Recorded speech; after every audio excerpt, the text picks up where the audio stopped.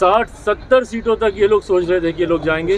क्या हाल हुआ हरियाणा में। दिल्ली इस गठबंधन के टूटने का सबसे खूबसूरत उदाहरण है, जहां नेता प्रतिपक्ष मुख्यमंत्री जी पर लगातार निजी और व्यक्तिगत टिप्पणियां कर रहे हैं। उनको लेकर, उनके स्वास्थ्य को लेकर, थक गए हैं, उम्र हो गई है, इस तरीके की बात जिसका मैं कतई कभी भी पक्षधर मैं नहीं रहा।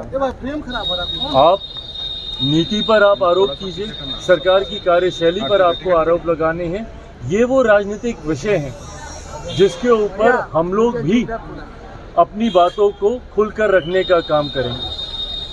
नेता प्रतिपक्ष का पद एक जिम्मेदारी भरा पद होता है।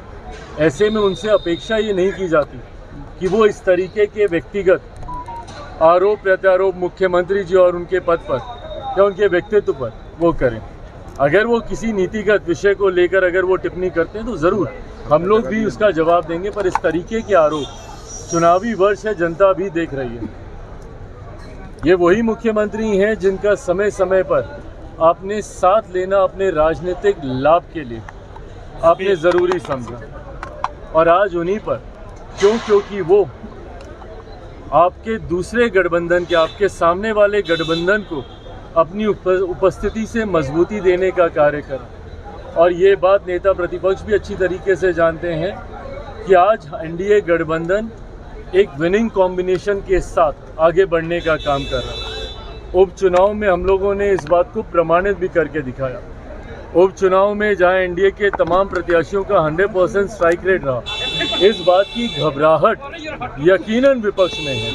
अब कितने महीने रह गए हैं, दिल्ली में अभी चुनाव समाप्त हो जाएगा 10 दिन के भीतर। उसके बाद पूरा ध्यान सबका केंद्रित रहेगा बिहार के चुनाव को लेकर। और बिहार के चुनाव में जिस गठबंधन के साथ एनडीए आगे बढ़ रहा है, पांचों दल का गठबंधन, ये एक तरफा हमारे गठबंधन को जीत दिलाने के लिए एक मजबूत कॉम्बिनेशन है।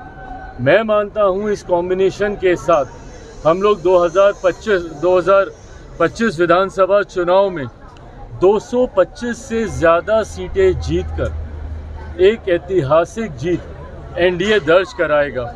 और जिस कोऑर्डिनेशन के साथ हम लोग आगे बढ़ रहे हैं, यह आप सबके संज्ञान में है कि तमाम दलों के प्रदेश अध्यक्ष एक कर सम्मेलन ऑर्गेनाइज करने का काम कर रहे हैं। हमारे प्रदेश अध्यक्ष राजू तिवारी जी यहाँ पर मौजूद हैं। भाजपा के हों, जदयू के हों, कुशवाहा जी की पार्टी के हों, मांझी जी की पार्टी के हों, तमाम प्रदेश अध्यक्ष एक साथ अपने कार्यक्रम अलग अलग जिले में करने का कार्य कर रहे हैं। इसका लक्ष्य यही है कि ये गठबंधन को हम लोग बूथ स्तर तक लेकर जाएं, और इसका हम लोगों को रिजल्ट भी देखने को मिल रहा है।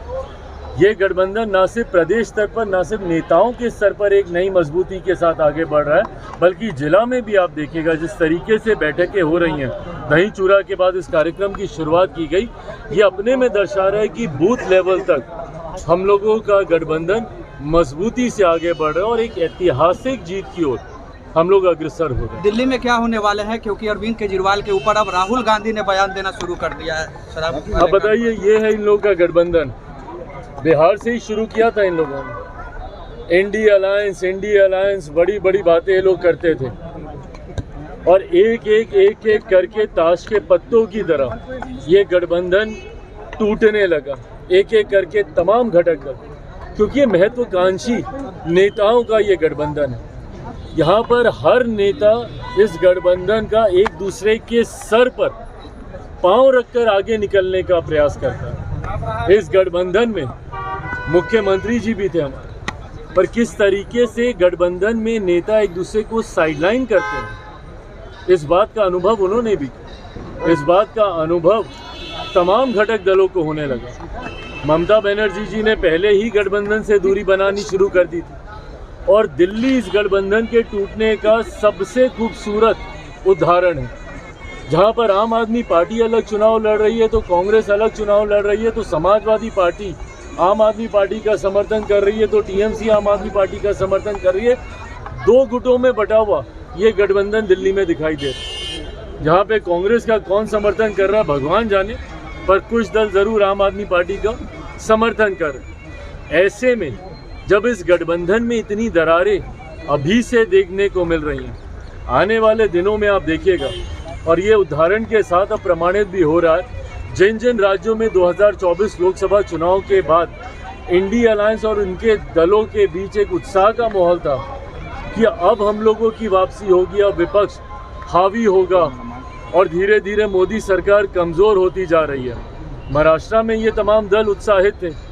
परिणाम विधानसभा के चुनाव में देखने को मिल गए, जहां महाराष्ट्र लोकसभा में जो विपक्षी दलों का गठबंधन था, जिसमें उद्धव ठाकरे जी की पार्टी, कांग्रेस और शरद पवार जी की पार्टी, ये तमाम लोग थे, देखने को मिल गया क्या हुआ विधानसभा के चुनाव में। हरियाणा में जहां कांग्रेस सोच रही थी कि इस बार एक ऐतिहासिक जीत, 60-70 सीटों तक ये लोग सोच रहे थे कि ये लोग जाएंगे, क्या हाल हुआ हरियाणा में। इसी तरीके से दिल्ली में भी आप देखिएगा, 10 साल की जो एंटी इनकम्बेंसी है आम आदमी पार्टी की, और जिस तरीके से झूठे वादे करने का एक अप्रत्याशित रिकॉर्ड पूर्व मुख्यमंत्री केजरीवाल जी ने वहां पे स्थापित करने का कार्य किया, जिसको खुद वो खुले मंच पर आज की तारीख में स्वीकारते हैं। भाई हम लोग भी दिल्ली में रहते हैं, दिल्ली में गंगा यमुना हम साफ कर देंगे, तो वहाँ की सड़कें ये बना देंगे, और खुद आज कबूल कर रहे हैं कि ये उन वादों को पूरा नहीं कर पाए। आज की तारीख में दिल्ली के लोग पूरी तरीके से, हम लोग भी धीरे धीरे कैंपेनिंग हम लोगों ने शुरू की है, और जो जनता का जो फीडबैक मिल रहा है, ये बात तय है कि आम आदमी पार्टी की सरकार दिल्ली से जा रही है। भाजपा के नेतृत्व वाली एनडीए की सरकार 8 तारीख को वहाँ पे शपथ लेगी। ये बात दिल्ली की जनता ने कम से कम तय कर ली।